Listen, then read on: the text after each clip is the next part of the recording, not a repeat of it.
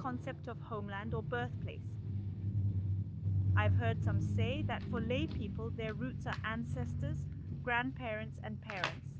But for enlightened individuals, their source is the vast universe. Is this correct? Yes, depending on one's perspective and beliefs about ancestry, some see themselves as descendants of ancestors, while others view everyone as equal, all with ancestors, all with parents, or something similar. It's their personal view, not forced by wisdom or perception.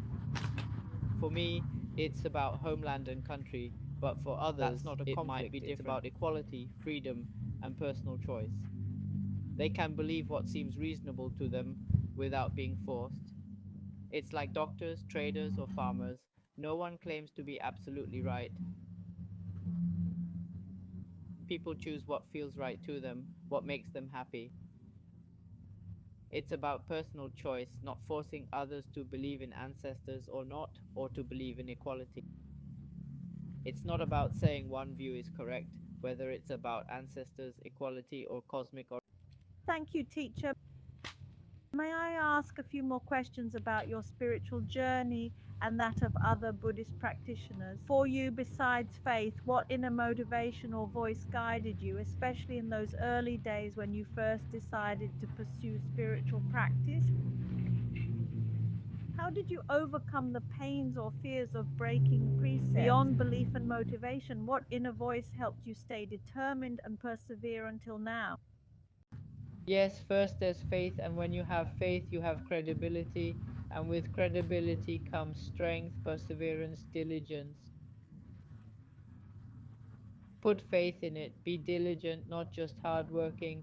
Studying diligently at night motivates you further, pushing you towards other motivations. If you don't believe, how can you be diligent? You need to know how to do the job.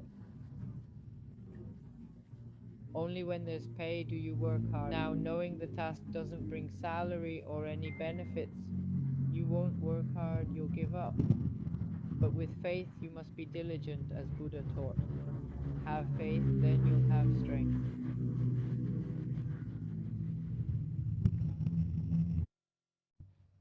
Can you share your experience with practicing and keeping precepts?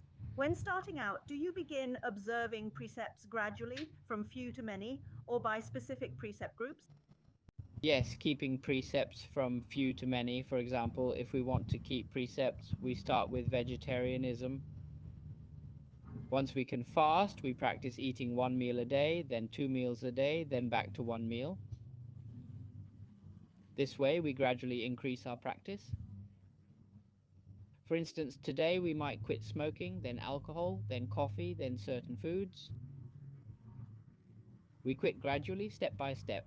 To keep precepts, we slowly distance ourselves from distant relatives first, then from closer relatives. We gradually move away, but it's not easy. It's a method, but many people quit abruptly. It depends on the individual. Some are strong, having cultivated for many lives. When the time comes, they can leave immediately. But for others, quitting gradually doesn't work, and quitting suddenly doesn't work. Well, some people believe and have faith, so they can do it. Others can't. Not everyone who says they'll quit can actually do it, you know.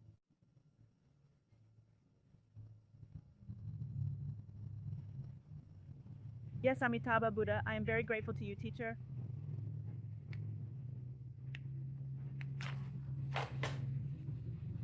I have many questions, but I will select a few to ask first. Teacher, you once spoke about karma and relationships within a family. Sometimes, even among siblings or parents, there can be both karmic ties and some relationships are harmonious, while others may be challenging due to past karma. In such difficult cases, how should we practice to resolve these karmic entanglements for both the present life and future lives? Yes, to solve it, listen to Buddha's teachings and follow them. Buddha's words will solve it through precepts or the Eightfold Path, or through Buddha's teachings on compassion and joy.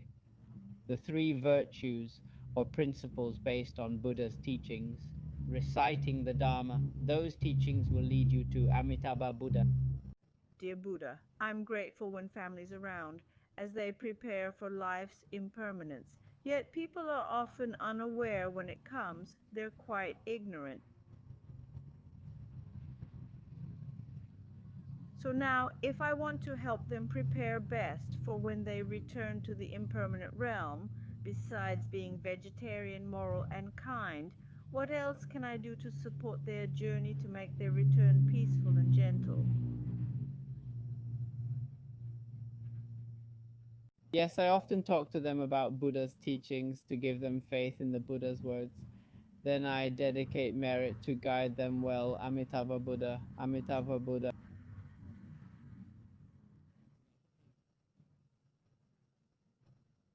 Teacher regarding sleeping in graveyards. I'm sure no Vietnamese would do that often. Do you believe in ghosts? Are there good and bad ones? Have you ever encountered? Yes, there are good and bad ghosts, just like there are good and bad people. Some people are naturally good while others are bad. It's not all black and white. Even demons can have human qualities. People may appear one way, but their karma can lead them astray. In their core, people can still be good despite their circumstances. Not all demons are harmful, some are forced by their karma. Their actions may seem bad, but they might have good intentions. Their predestination includes inner goodness, it's not all bad. We can't say all ghosts are evil. Our concept of ghosts is about greed, anger, and delusion, not actual spirits.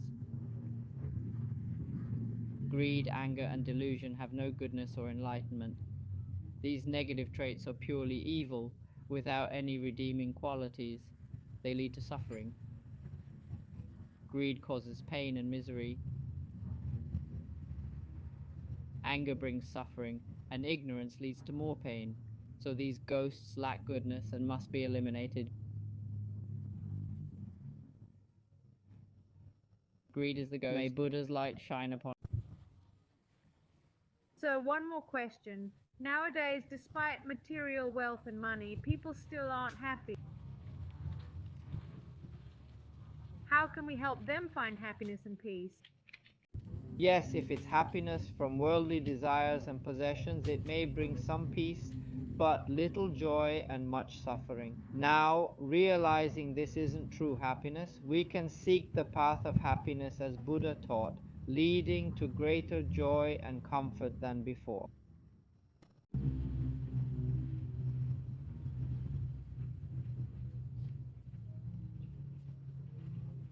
My sister wants to say our house is done and ready, but I love my sister so much I respect her.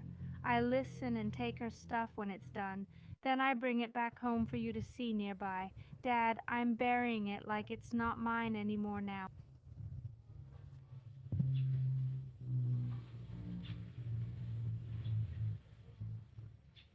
If they ask, let them. Give them satisfaction. I'm normal. Whatever they do, I'll support them. I'll share it with them. For example, if they want to be monks, I'll let them. I won't forbid their choices or wishes. A grown child or a young adult shouldn't be controlled by parents. We can't impose our will on their desires or aspirations. If my child has certain wishes or desires as a parent, I shouldn't tie them down or make them suffer. For instance, if they want to marry someone else, I shouldn't force them to do anything.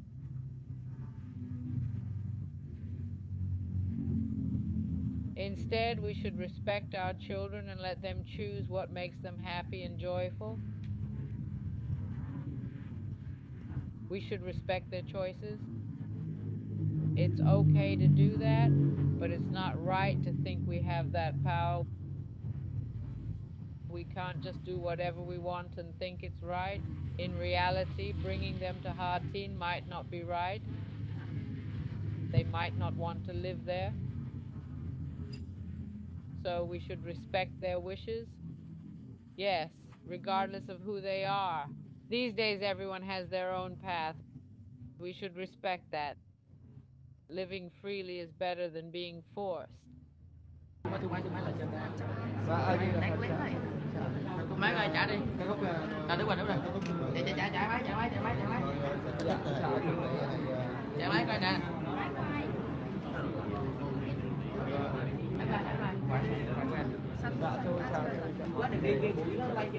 Rồi không biết đi. Rồi có ai ký cho chị nè.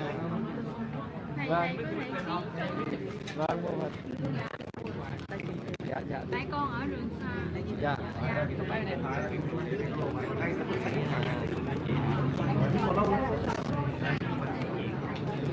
Thầy đây là quyển Tiếng sách Giang đầu tưởng tiên. ngoài thôi từ Viết về thầy của một vị tu Cái gì sĩ cũng ạ. được không? Nên con xin phép chữ ký thầy vào đây ạ. Dạ. Dạ. Đây con chỉ để đánh dấu này con viết thầy viết. Cái vị tu sĩ đầu tiên viết về thầy qua chữ tu hành trong mật Đang của thầy. chị đừng có Dạ, đây dạ, là cái giờ này đang ấy nè. con xin lại cái chữ A. Dạ chữ A ạ.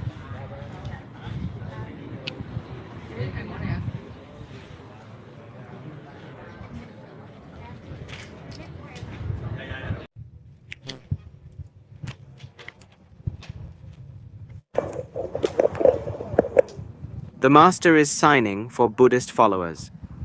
Let me share with you all. This image is from beneath the bridge where the masters are resting.